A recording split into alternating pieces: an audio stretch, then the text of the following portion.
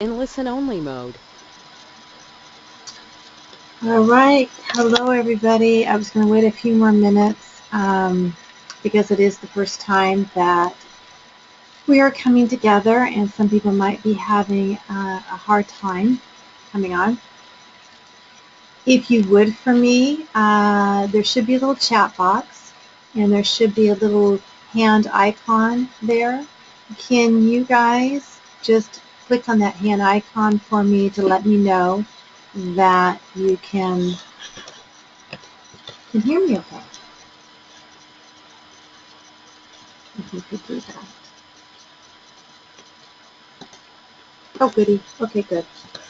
All right.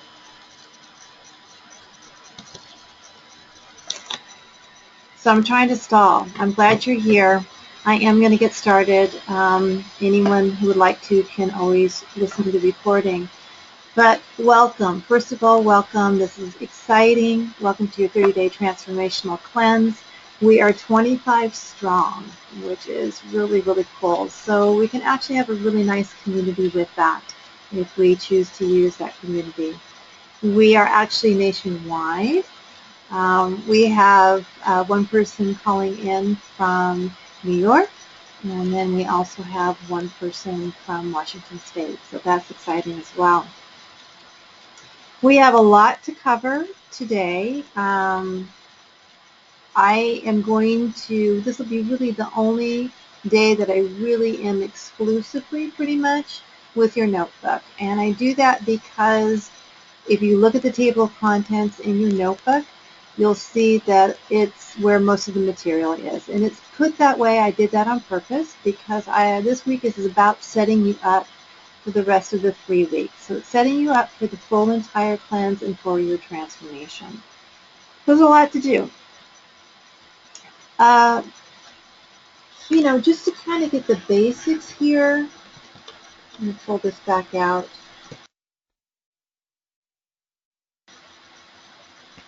Okay. I'm going to go back to this. There we go.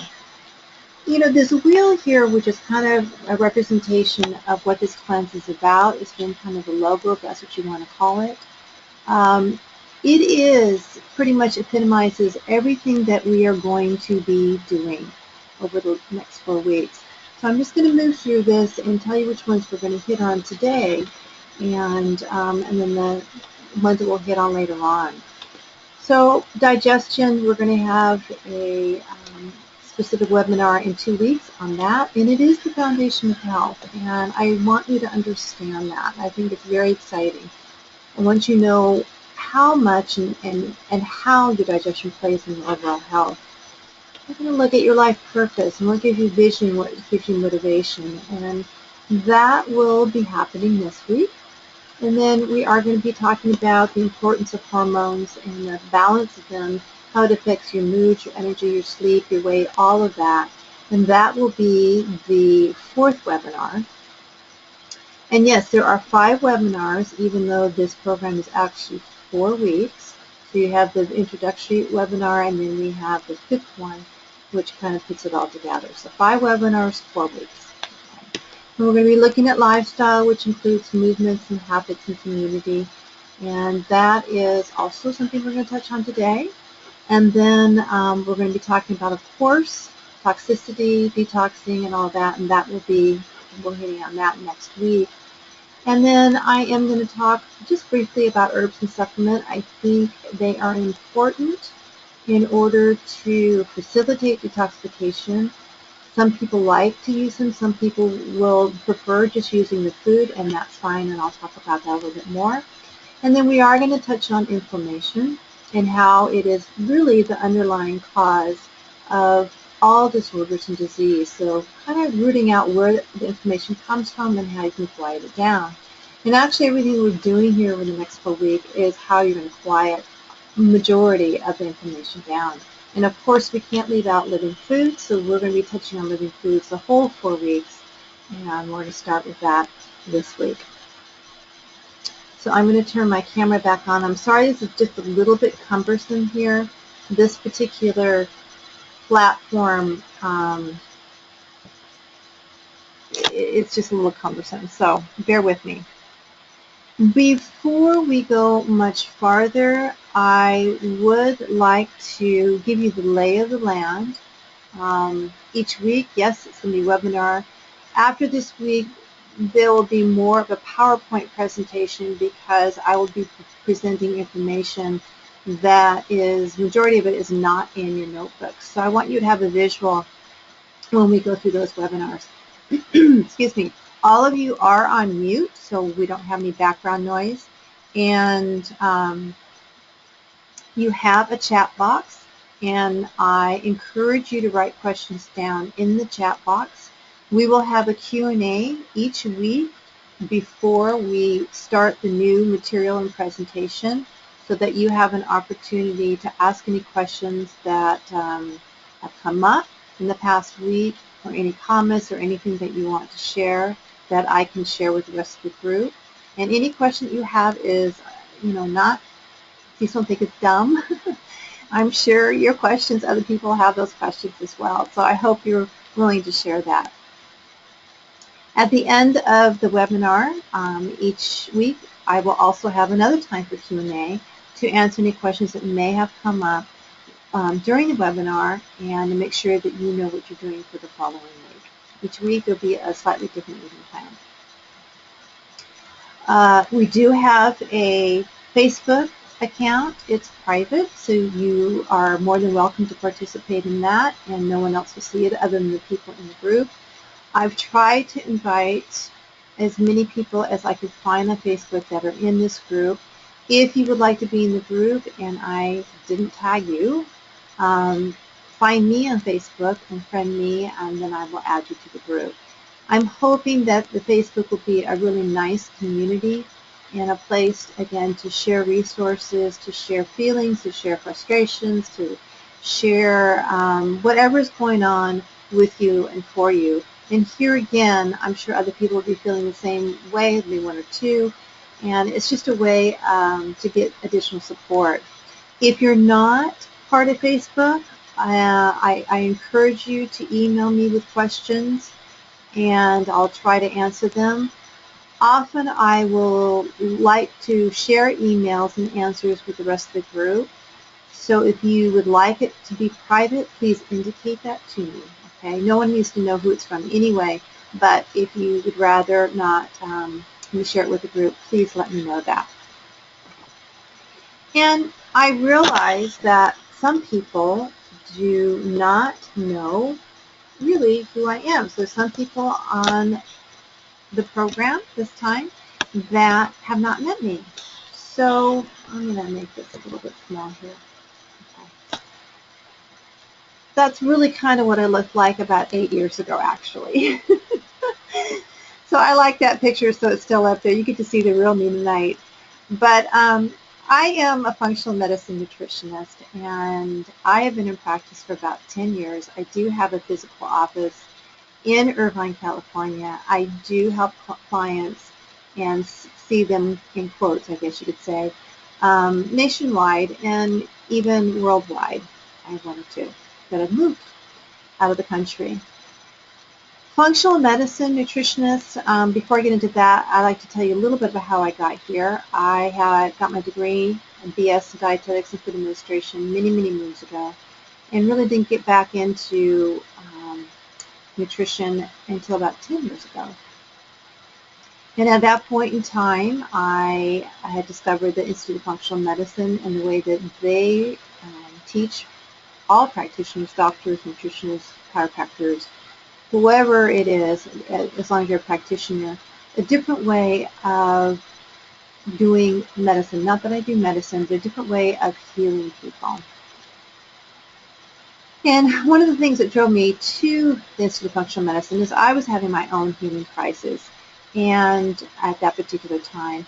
And I basically had a digestive system that pretty much shut down on me. And I got to the point where eating was difficult. Every time I ate, I was extremely uncomfortable. And also I had burned out adrenals. But I had to get to the bottom of it. I went to a naturopath, I went to a couple other different doctors, no one got to the bottom of it. So I ended up learning how to heal myself, which was a gift because that has enabled me to help many other people. And while I do deal in autoimmune, I do deal in hormones, weight loss, all of that, my specialty and my love is actually the digestive system. It's all connected. Before I move on, I do want to tell you a little bit more about functional medicine so you understand it whenever you see that or have a reference to it. Functional medicine basically is focused on looking at the root cause of why there is an imbalance in the body or disease. And actually we are interested in finding out how the body is functioning before it gets to a diseased state, which is very different from Western medicine doctors. They usually wait till we're in a diseased state.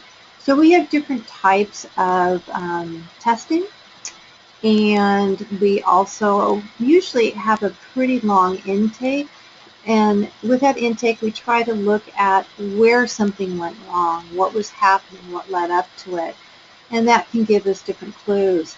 And actually, with your self-assessment quizzes that hopefully all of you have seen, and maybe some of you have even taken and filled out, you are being your own detective. So we are detectives in functional medicine, and these quizzes give you an opportunity to be your own detective, to find out where in your body you need the most support. Maybe it doesn't tell you why, but at least it gives us the where.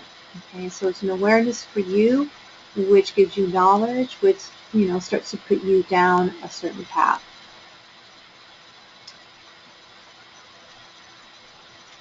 I am going to go to the next slide, and I want to make sure that all of you have the support material that you need. And you should have received all of these here in 2 different emails. One was last week and one was this week.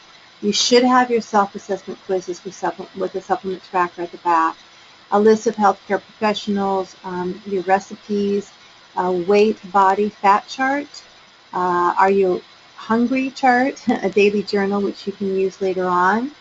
It will come in very handy, and of course your companion notebook, which I hope you do have in front of you. Please, if you are missing any of these, please let me know, either chat box or actually better, no, let's not do chat box on that one. Please email me after the webinar and let me know that. Okay, the next thing I mentioned, okay, we have the weight, body, fat chart. So I want to go over this briefly. You'll see on here that, we've got weight, we've got percent fat, we've got total body water, visceral fat, muscle mass, physique rating, bone mass, metabolic age, DCI, blah, blah, blah. Okay, so these are all the measurements that my particular scale measures. And I'm hoping that you will get a scale that also measures weight and percent fat, visceral fat, and muscle mass, excuse me. The reason being is weight's important, but it's definitely not the whole story. Sometimes we can maintain, our weight, but our percentage of fat to muscle ratio changes. And muscle weighs more than fat does. So let's say that you just start maybe upping your exercise or upping up your weightlifting, and you're not losing any weight, but your clothes fit differently. Well, we should know that so you don't get discouraged. We do want to see that shift. The other thing that is very important to me is visceral fat. And visceral fat is that fat that hangs around your belly and in between your organs, and it's very, very inflammatory. And so it's really good for everyone to get a measure of visceral fat and percent fat, at least, every couple of years, unless your weight really doesn't move, unless you don't really move there, to see where your range is. And you'll see visceral fat should be between 2 and 6 to be healthy, and over fat 7-15, and obese 16 and over. So this is a dangerous area right here. As far as body fat ranges, these are ranges that women should have and men should have, and I do have them age-wise, 50 to 59, 40 to 59, so being in there somewhere here. And if you're, in this area here, let's shoot for getting it down a little bit during these next 4 weeks. Visceral fat, I do want to say that. It's not an easy thing to move, and it doesn't move quickly, or there's not a wide range. You can see the numbers are fairly sorry, the numbers are not large. So if we can see a movement of visceral fat lower by 1 during the 4 weeks, that will be absolutely fabulous. Okay, so what I'm going to do now is we're going to hop right into it. We're going to hop right into your notebooks.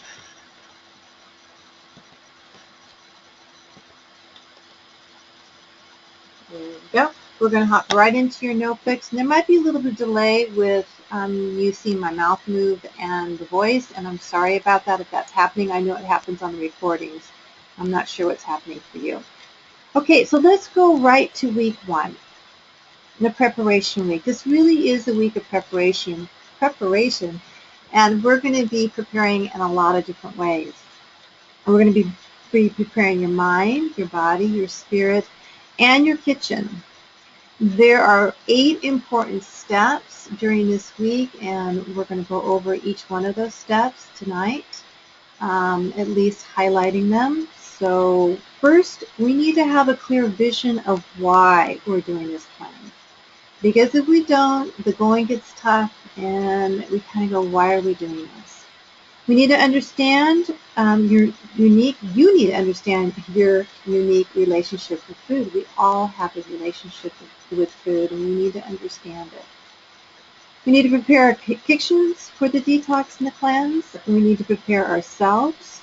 We need to make sure that our detoxification pathways are open, and this time I'm basically going to be talking about the colon, the digestive system. We need to look at motion and movement and how important that is and how to incorporate that, and to look at how we can avoid common pitfalls. And then, of course, we need to look at lifestyle changes, and that includes sleep, stress, relaxation, and community. Although I really didn't list community here, that is important. So let's look at the first step. Again, it's really important to have a clear vision of why you're doing what you're doing, especially when the going gets rough, when you're out and about, you're hungry, you're tired, you don't have the food with you that you really need to have in order to make it easier to stay on your plan. And so with a vision of really what you want out of this is important. And I find that it's funny, it changes a little bit with age. What our priorities are and why we want to get healthy. My client base is from about 30 to up about 70, but the most I usually see the most in the 45 to 65 range. And as my women in particular get up to be 63, 64, 65, some of them the weight and how they look is no longer that much of a priority for them. What changes is they want to have energy in order to spend time with their grandchildren and be active with them. Or they want to have energy just to enjoy things in life, and they still have things that they want to do and accomplish. Or they might want to come off of the meds. I mean, unfortunately, some people come to me and they're on 5, 6, 7 medications. And that's going to wreak havoc very quickly on down the road, very, very quickly. So they're looking to come off of that. So that visual is very, very important. Maybe you do want to look in the bathing suit. Maybe you just want to feel good about yourself, whatever it is. Some people are coming here. We all come here for different reasons. Some people want to come here to lose weight. Some people want to come here to feel better and less bloated and have more energy. So whatever it is, you're here. You need to have a vision. Know where you're going. So there's actually an exercise I'm hoping that you'll do on page 6 of your notebook called A Vision of physical health and wealth, and there's some specific questions. And then on page 7, I like this question. I hope you will answer it because sometimes it helps you to get back to what's important or why you're doing this. So what's important in your life? Just to list that can help you answer these questions. And then the second step is we do need to understand what our unique relationship is with food. And I'm not going to read all of it, but I do want to hit some parts. So who's affected by emotional eating? Pretty much everyone is. Even I am, believe it or not. Not in a very small way, but if I notice, I'll notice when I want a comfort food, what's going on. It's usually when I'm tired or usually when I don't feel well. It's not as much of an emotional thing that way for me. If anything, I have an emotional relationship with food of not eating food when I'm upset.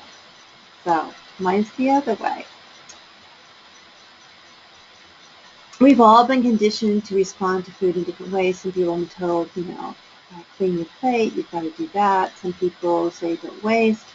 Some people, food's been used as a reward, and sometimes we use food as our friend. And, food can be a friend, but it just can't be your best friend. So I want you to read what food is for many. And I also want you to understand that emotional eating is learned. So that means that emotional eating can also be unlearned. If for you emotional eating is a big trigger and a big factor and something that is a stumbling block for you, I highly recommend getting in a community that can help you with that, or even with just a few people that can support you with that. There is a tool, Are You Hungry? That form there. Sometimes we just need to get in tune to what really is going on when we think we're hungry. And that is a tool for you. I do want to say that every thought does change your brain chemistry. So when we have thoughts, it can change what we want, it can change what's happening in our digestive system, and it can actually change our flora, or what we call our microbiome, or our bacteria in our intestinal tract. So that's pretty amazing. So we're going to work on thoughts. We're going to work on different things. And I want you to know that comfort foods really are affecting, our chemistry. And so we need to know what is happening. I'm going to stop here for just a second because I see someone with a hand, and just check it out, okay?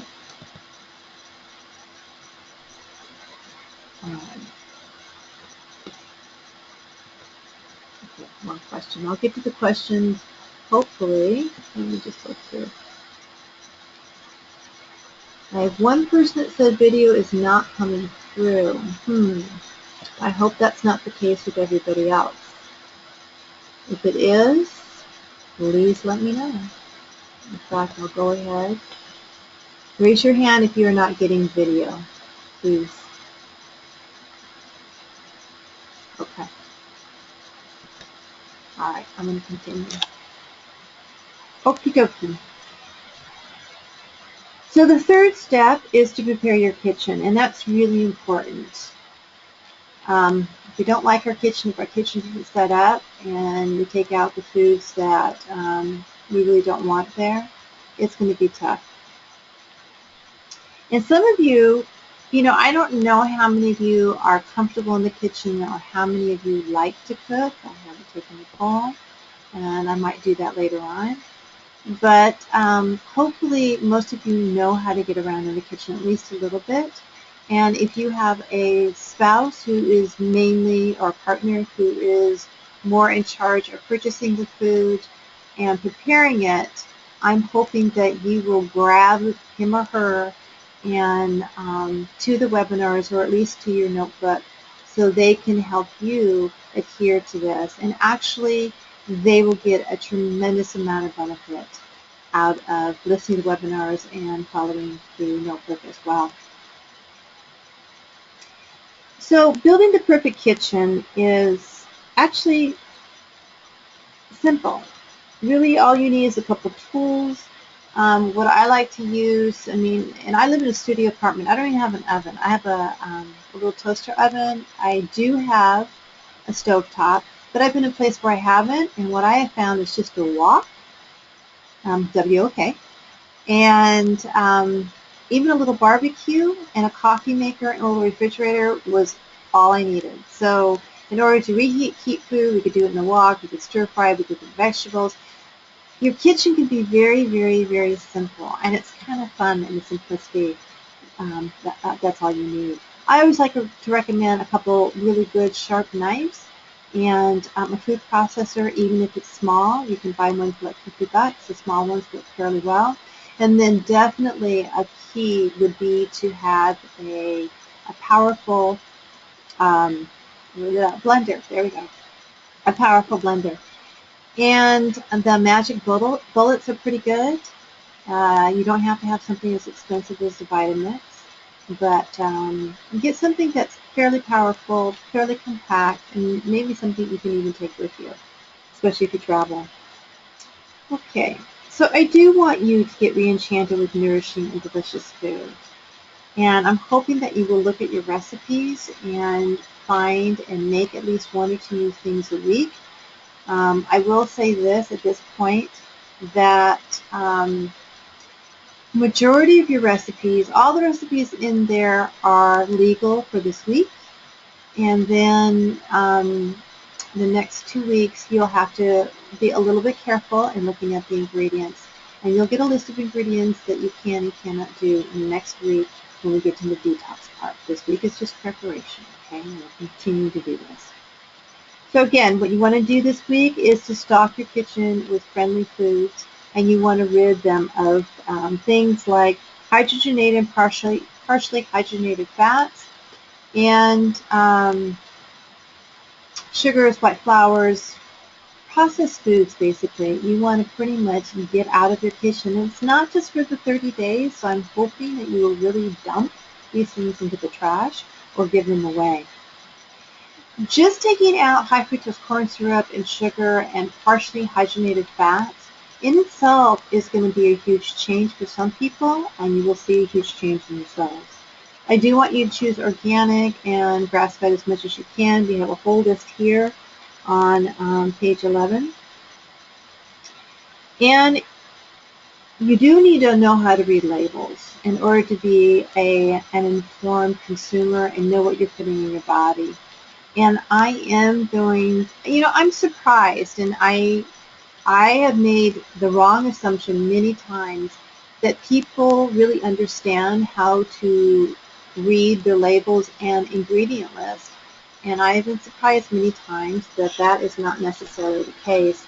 So I am going to take a moment, and we are going to hit labels here for a second, because it's an extremely important tool and lesson for you to know. Okay. All right. Before we go there, I love this little cartoon because it's true. If food products were honestly labeled, this is what they would say. They would say heart disease spread. I don't know what this means. Zero nutrition puffs. Colon cancer dogs. For sure diabetes drink. And I love this one, ADHD flakes. And it really is true. So I hope you keep that visual when you start looking at your food, and you become aware of what's in your food and what you actually are putting in your body. So knowledge is what? Knowledge is power. There we go. Okay. So you've got your nutrition facts here, which are important, but I don't put as much weight on nutrition facts as I do on ingredients, although I do look good. Okay? So let's look at Kellogg's Smart Start Healthy Heart, and I'm sure it's a cereal.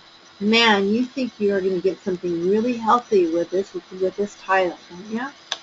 Well, we're actually going to read what is in this. But before I go there, I want to point out the importance of always looking at the serving size that your nutrition facts are based on.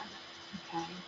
I would say majority of people eat twice as much, not 1 1/4 cups of cereal, especially if it's puffed or something like that, but more like 2. And I do know one area that people really are surprised at is the green drinks. You'll pick up a green drink and, just looks like one serving. And you look, and the sugars say probably about 14 to 15 grams in the green drink. But if you were to look up at the serving size, usually those green drinks have 2 to 2.5 servings. Now, most people drink a whole container of the green drink, and you're going to be getting, close to 45 or more grams of sugar in that one container, and that's more than a 12-ounce can of Coke. So you have to be cognizant of that. You do need to look at dietary fiber. Okay, this has got a lot of carbs in it, but it has a fair amount of dietary fiber. It's 5 grams. It's made up of soluble and insoluble, so that's good. It's got a fair amount of sugar in it too. I don't. I look at sodium when I look at packaging that already has pre-made food. That's where I look at sodium. So let's move over to our ingredients. So I think everyone knows that the way that the ingredients are listed here is in the amounts, so starting with the most. And you really don't want to have sugar in the first 3 ingredients. You don't. So this has got oat bran, rice, sugar, oat clusters, and in the oat clusters we have sugar, toasted oats, sugar, high fructose corn syrup, that's one of the things you want to get out. It's partially hydrogenated soybean oil, partially hydrogenated oils are trans fats. Soybean is a GMO crop. Not liking this at all. Then we get wheat flakes, crisp rice, and the crisp rice are sweetened with sugar, salt. We got more corn syrup, we got more honey, we got BHT, which is a preservative, we have an artificial flavoring, we have more high fructose corn syrup. We have a little bit of vitamins in here. We have more DHT. And then we have the American Diabetes Association exchange, 3 carbohydrates. So maybe the point to drive home is you always have to read the ingredients. Usually when the ingredients are in line, this will be in line. And the fact that this is going to count for 3 carbohydrates, I hope you realize that a carbohydrate is not a carbohydrate. They are not all equal. They are not all the same. All of our vegetables are carbohydrates. Okay, so to make them equal, I think it's doing a huge disservice. All right, back on camera. That's enough about labels. And we're going to move to, which number are we on now? Excuse me. So I do want you to get comfortable with your kitchen and practice it and have a little patience with yourself and explore and try, if you can, 1 or 2 new recipes a week. You're going to need to learn how to eat differently, and I want you to learn that you can eat differently and still eat with a tremendous amount of satisfaction, tremendous amount of flavor, and be happy too. So that's one of my hopes for you, is you're going to discover that. And hopefully these recipes will help, and I gave you some lists of other ones as well. All right, you got to prepare your body. So this week is about preparing your body. And what you'll be eliminating this week is your caffeine, your processed and refined sugar, or carbohydrates and sugar, your high fructose corn syrup, your hydrogenated fats, your processed packaged junk and fast foods, and alcohol. So I do recommend that you eliminate these things in a systematic way. And again, everyone's coming to this cleanse from a different place. Some people, they've been drinking coffee heavily, or energy drinks, or having, a glass of wine every night, or, close to it. Everyone's coming here differently. So some people are going to have to do, this first week's going to be tough for you. If you've been heavy on the alcohol, heavy on the caffeine, it might be tough for the first few days, and then you're going to be fine. Okay, so just do it. The best way is to start on a weekend. So use these steps here, follow it. Switching the caffeine for green tea is okay. Taking vitamin C helps flush things out. So read each one of these steps. Do more water. The way to eliminate sugar and white flour, cold turkey. Sorry, they're addictive. And so we have to do it cold turkey. Just do it. You have to make the decision when you're going to start and then stick to it. So if you have an event this weekend that's coming up and you're not quite ready, don't do it. Okay? Don't start until maybe Monday. If you're ready now, do it now. Okay, the fifth step is to make sure you keep your detoxification pathways open. And there's a lot of detoxification pathways, but the one I'm going to address here that's really important that can literally clog some people up is your bowels. So we have to make sure that your bowels are moving, and we have to make sure that they're moving at least a complete bowel movement once a day. If you are not, then you need to take measures, and if you need to contact me to get help with that, please do so. If we do not move the waste out, it's going to be reabsorbed, and we're trying to detox you, so we have to make sure it's moving. Colonics, I gave you 2 references, and they're both here locally in Orange County. So colon hydrotherapy, I recommend those. If you need to get a recommendation wherever you're at, Yelp, ask people that you know. I do recommend 2 to 3 colonics over the next couple of weeks. Even if you're having a bowel movement, this is still, I suggest them as well. I talk about increasing your fiber with psyllium husk and flaxseed. Talk about that. Talk about increasing your water, taking magnesium, especially magnesium citrate, can soften the stools, and vitamin C as well. We'll talk about more next week about some other things that you can do. But the colon hydrotherapy, it might be an option for you. And if you're still having a hard time, maybe taking an herbal laxative.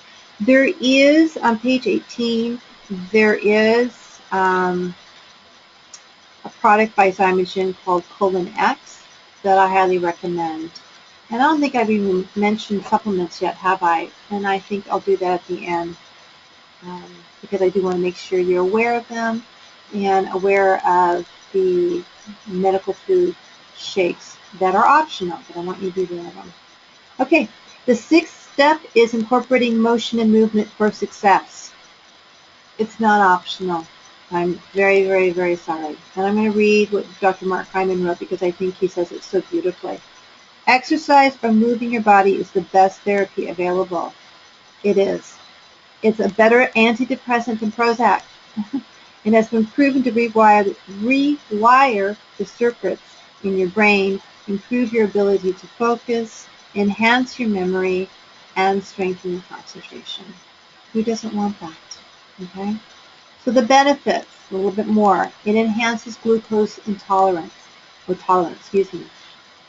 So it improves your insulin sensitivity. So if you have type 2 diabetes or are having a hard time with your blood sugar, this is a must. It's a must. It helps to decrease the risk of gallbladder disease. It reduces blood pressure and heart disease. It increases your good type of cholesterol, your HDL, your bone density, your immune function, your thyroid function. Who doesn't want that? It increases your resting metabolic weight. So just when you're sitting there, you're going to be burning more calories. It improves your hormone balance. It increases endorphins so you feel better. It definitely helps to improve sleep. So those of you who have a hard time sleeping, you've got to move your body. You've got to breathe. It makes us happy. It really does. It curbs our appetite. It connects our brain with our body. And we are so unconnected so much of the time.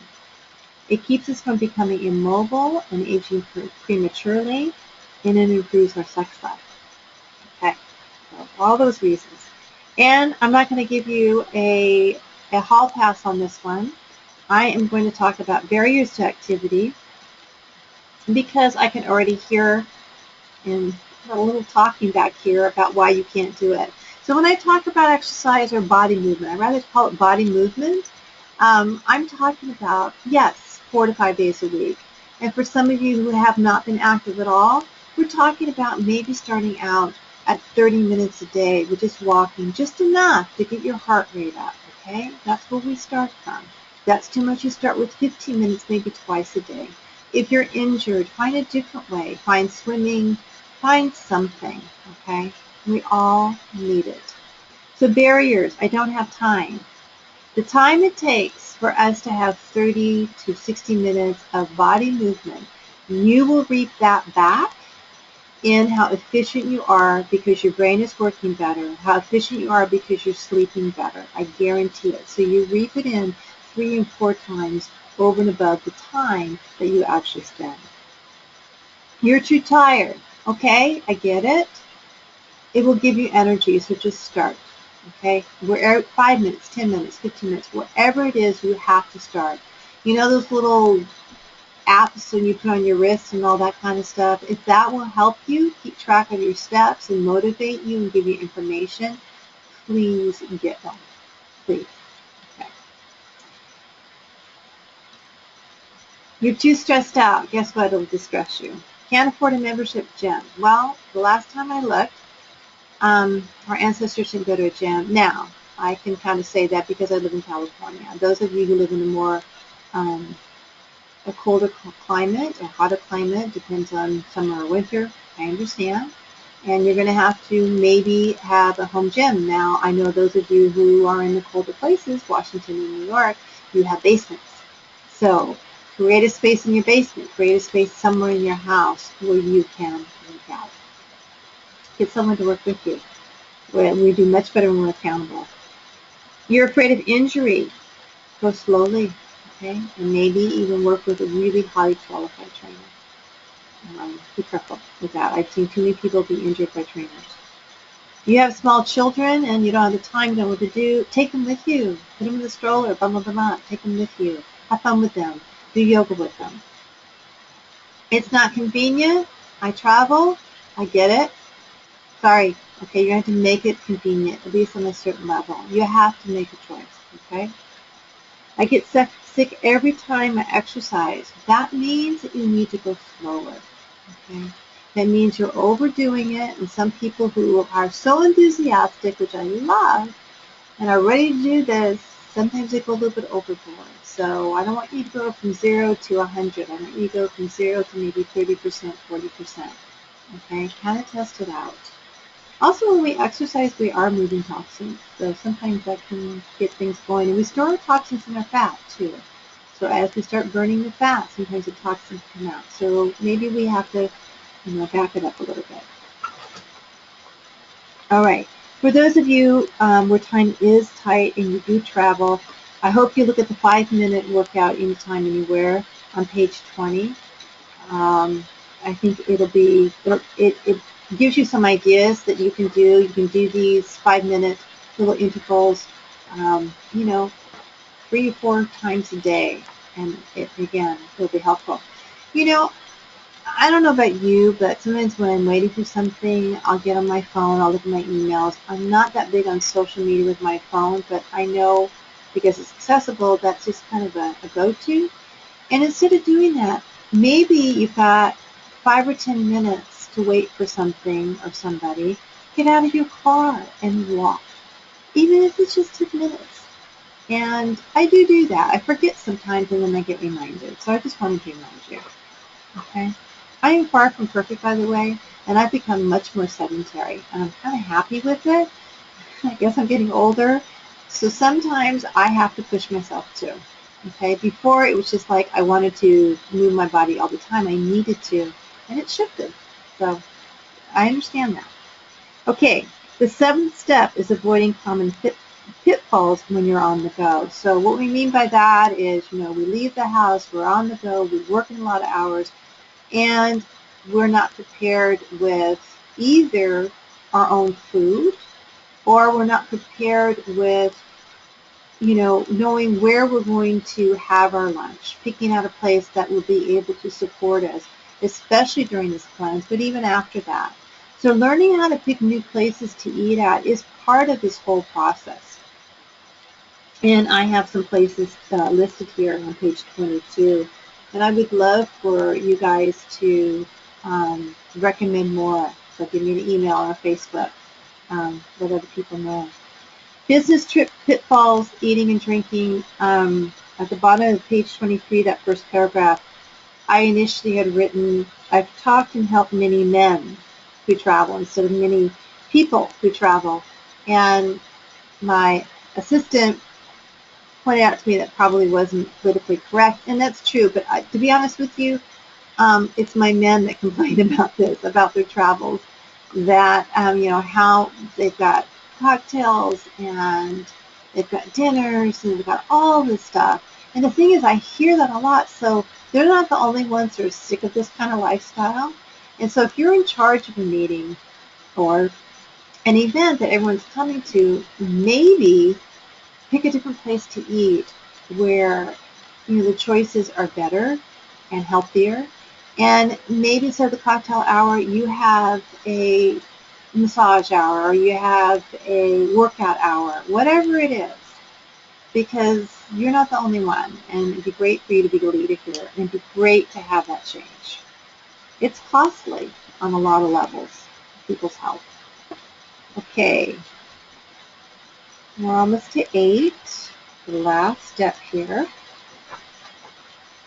So the 8th step, really important, all these are important, is managing sleep, stress, and relaxation. And I am amazed at how many people have a difficult time sleeping.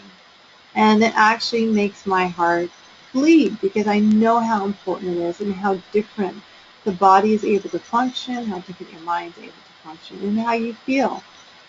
So we on average get about 2 hours less than we did 40 years ago. That's a lot. And why is there significance? Well, there's a link between lowered sleep and weight loss resistance. And when I say weight loss resistance, that means that you're exercising, you're eating really well, you know you are, and the weight's not budging. Sleep can be a part of this, okay? So my people, and I know some of you personally, who get less than 7 hours of sleep nightly, this may be your biggest challenge during the 4 weeks. This may be what you need to really work on. Maybe more than food, maybe more than physical movement because you're already doing that. And I know some of you are, but are not getting sleep. So try it out for the 4 weeks, which means you're going to have to move your schedule around. I realize that.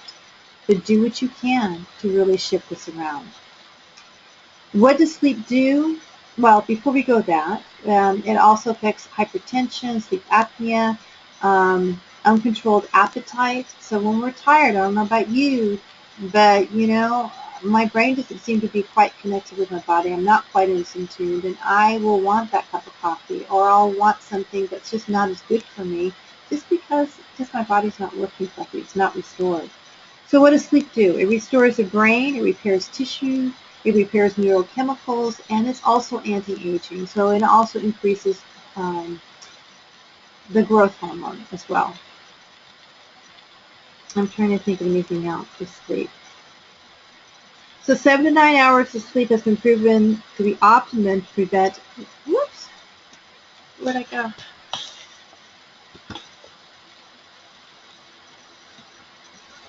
Oh, shit. Oh, sorry, am I still here?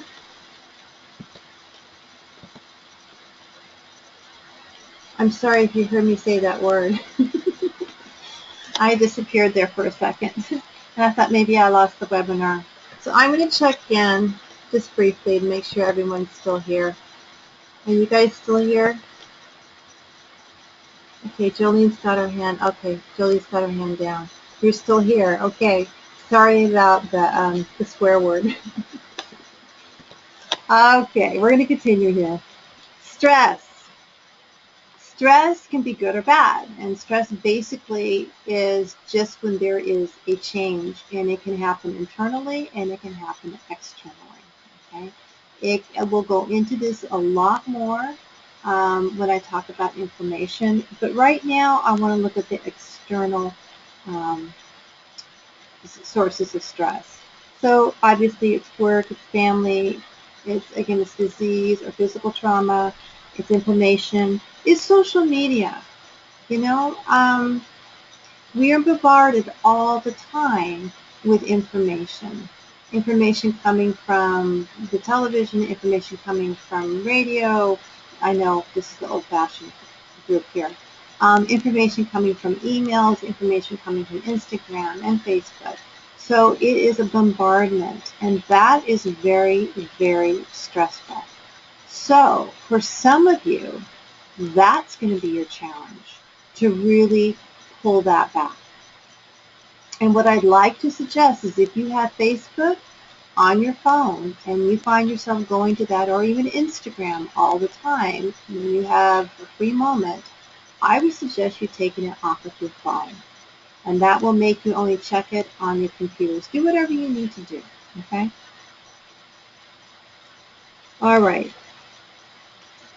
So on page 25, writing down your 5 to 7 greatest sources of stress in your life, I think is really helpful to identify them. And then I also want to point out to page 26, list 6 of the most important values to you and kind of compare the two lists, okay? See if they're kind of in cahoots, because if they aren't, it's going to be a source of stress for you. And I want to give permission to everybody that we all respond to stimulus and to stress in different ways for different reasons, and we need to honor what our stress level or load can be, okay, and what our tolerance is. So we all have different reactions to the same situations, and they're based on our thought processes or our patterns, something that, and it's not my word, but the word ANTS stands for automatic negative thoughts. And sometimes we automatically go into a negative thought process. So maybe this week just be aware of when you do that, and maybe how you can kind of shift the dialogue in your head around, or the monologue probably in your head around. You know, it's based on your temperament. We're born with a temperament. You can kind of adjust a little bit, but not a whole lot, okay? Cultural backgrounds, which would include being stoic or demonstrative, our belief systems, our perception, which again would be cultural, would be personal, would be our history, our memories, and our experiences. Our gender, it does make a difference, okay? And what is our current stress load now? So our capacity to handle a stress load, you put one more thing on it, and you know, all of a sudden it's more than what we can handle. So we need to honor that. I'd like you to read page 27, and then, I do want to go back to sleep here for just back to the subject of sleep here for just a second, because I don't want to leave you high and dry, because there are some of you who,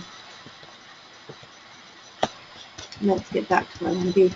There are some of you who do want to sleep, but really have a difficult time. And here are some hints to help you, or some tools. First of all, create an environment that will help your mind unwind, 30 to 60 minutes before you go to bed. So this means turning off all your electronics at least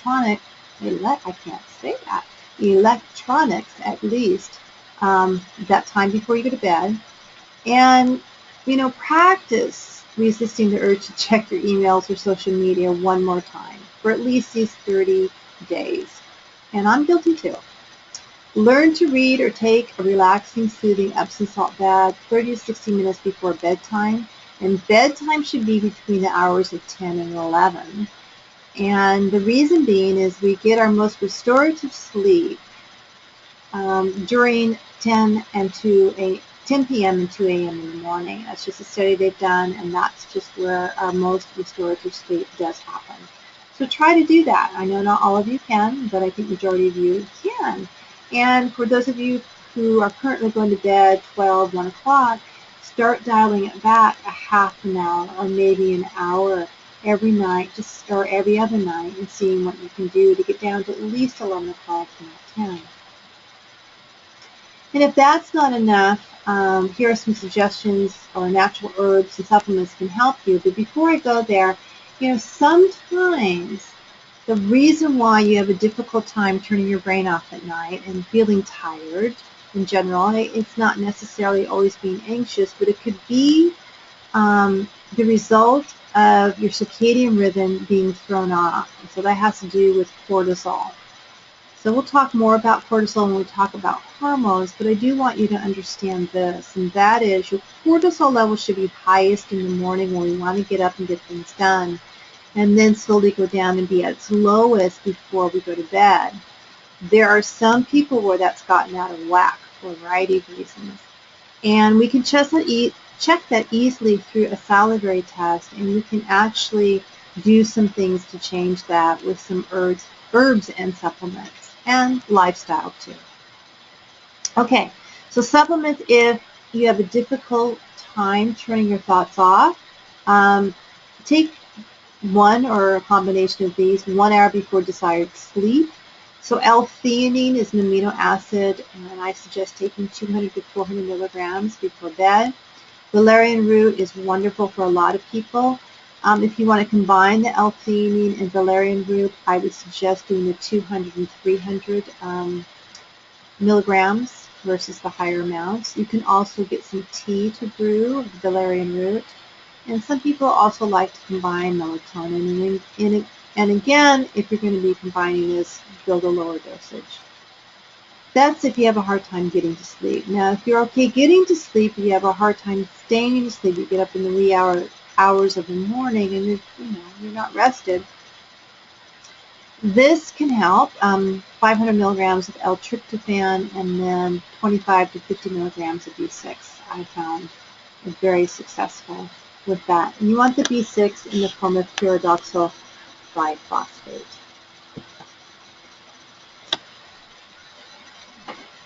All right, I'm back. We're on page 28.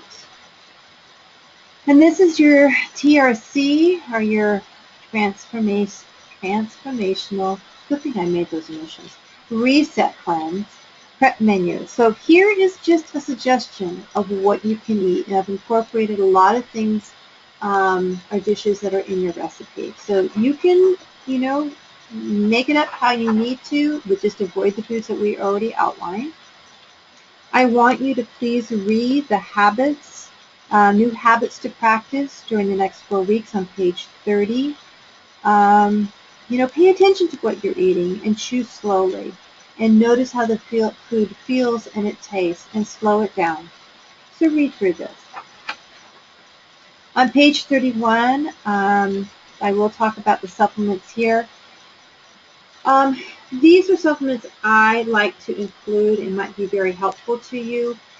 On my website under events, I do have a post with detox packages and shakes for this 4 weeks that you can purchase there at 20% off.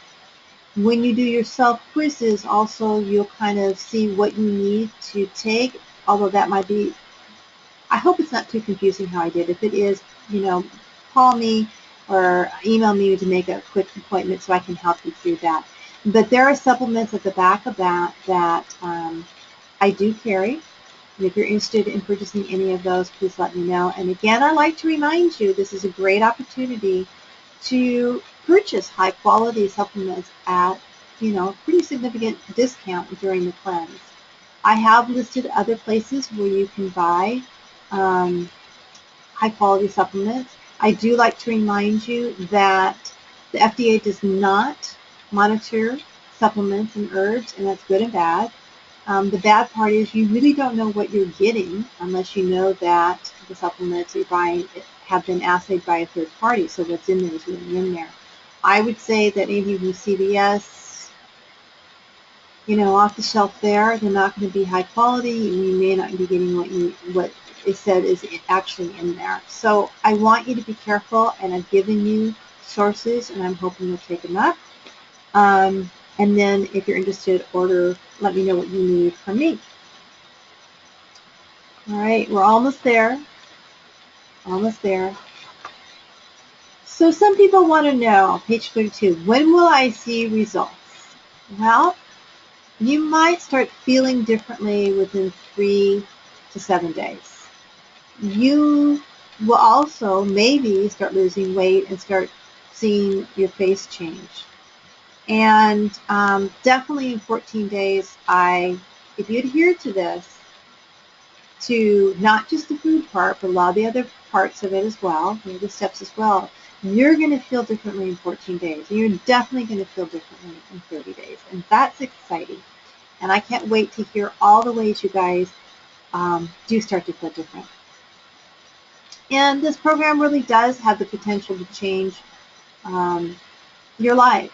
It does on many different levels. When we start doing one or two things differently, other things that we have done that are associated with that we don't even realize also get unraveled. And that's the exciting part of it. Okay. So on page 33, you're going to find a shopping list, and that's actually for the next week. And I just put that in there so you know that there is a shopping list that coincides with the menu for the following week. Now, I know a lot of you'll be listening to this either on Thursday nights or maybe not even to the weekend. So maybe for you, the weekend is when you start your cleanse, okay? You start your eating program. And that's perfectly fine. And that actually makes more sense because you can start preparing your kitchen, and you've already heard what I've had to say of what's going to happen and what you need to do for the next week, and then actually put that together on the weekend. So to summarize your prep week, it's on page 34. It kind of puts everything together. You're going to go grocery shopping, clean out your kitchen, be an avid label reader as you do that. You're going to start restricting and taking out alcohol, caffeine. You are going to start incorporating some of the other steps that we went over. Okay, and start walking briskly at least. So, I'm going to turn this.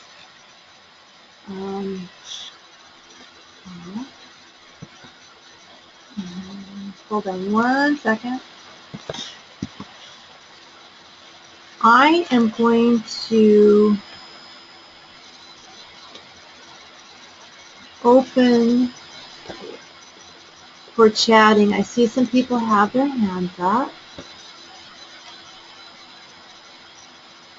Okay. Hold on. Oh, wait 1 second. I need to do one more thing. And then I can get to you guys. Okay. All right. I hope, Jack, that the video ended up coming through for you. I'm not sure if it did or not. So, your chat box, if you have questions at this point, I hope you will write them down. And I think I'm even going to go to Anna. I'm going to unmute you because your hand is up. Do you have a question?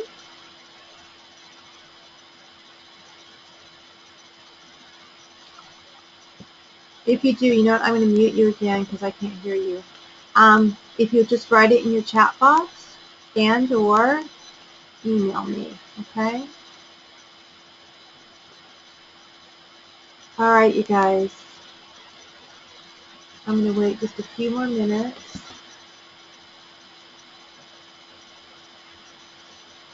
to give you a chance to write. So either I've overwhelmed you or underwhelmed you, or I explained everything perfectly because there's no questions. All right, guys, I'm going to let you go. I thank you so much for being here tonight, and I'm so glad that you are on this journey with me. And I'm going to look at one more thing here. Oh, got some questions here. Woohoo! Okay. I have just wanted to check on the detox supplements for digestive and liver. Okay. So what I suggest for that, Jeff, is the MedCap's DPO is really good for that. Vitamin C is also extremely good for that. I am going to talk about taking olive oil, drinking olive oil and lemon juice in the morning, and I'm going to be talking about other things next week when we really get into the detox. But as far as supplements are concerned, for liver, the Medicaps, for digestion, I'm going to need to know a little bit more. If you're talking about being able to digest fats in general, then I recommend also some enzymes to do that. So if you'd like to purchase them on your own, go ahead. The Metcalfe's DPO, obviously, you can't purchase that. It's a combination of herbs. It's got some B vitamins in it. It's got milk thistle. It's got calcium deglutarate. It's just an artichoke. It's a wonderful, wonderful supplement. Okay, so that's one I do like to push. So let me know if you'd like that. Luke asked, how do we get the recording? I'm going to send each and every one of you a recording once it is, it should be to you no later than tomorrow morning. Is organic decaf coffee okay the home length? Oh, Jolene. Yeah, go ahead. All right. I love you guys already. Okay. Anyone else?